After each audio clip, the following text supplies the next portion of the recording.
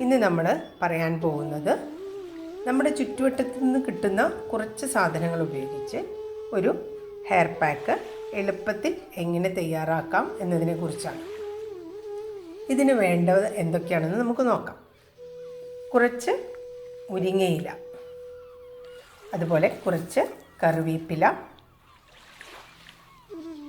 കുറച്ച് ഉലുവ, ഒരു 2-3 ചെമ്പരത്തിപ്പൂവ്, ഇതിൽ മാത്രം മതി, തണ്ടൊഴിവാക്കാം. 5-6-7 ചുമന്നുള്ളി, 2-3 പനിക്കൂർക്കയുടെ ഇല.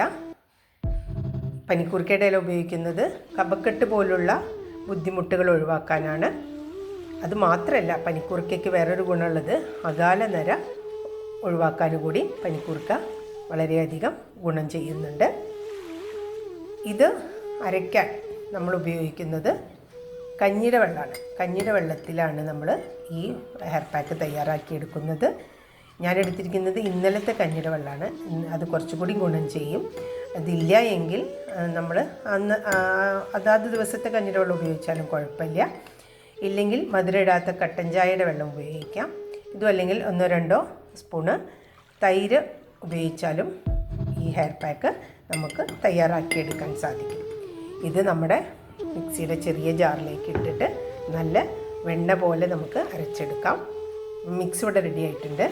ഇതിൽ നിങ്ങൾ സാധാരണ തലയിൽ തേക്കാൻ ഉപയോഗിക്കുന്ന വെളിച്ചെണ്ണയോ കാച്ചെണ്ണയോ ഏതെങ്കിലും ഒരു സ്പൂൺ ഇതിൽ ആഡ് ചെയ്തിട്ട് നല്ലോണം മിക്സ് ചെയ്തതിന് ശേഷം തലയൊട്ടിയിലും തലമുടിയിലൊക്കെ തേച്ച് പിടിപ്പിക്കുക.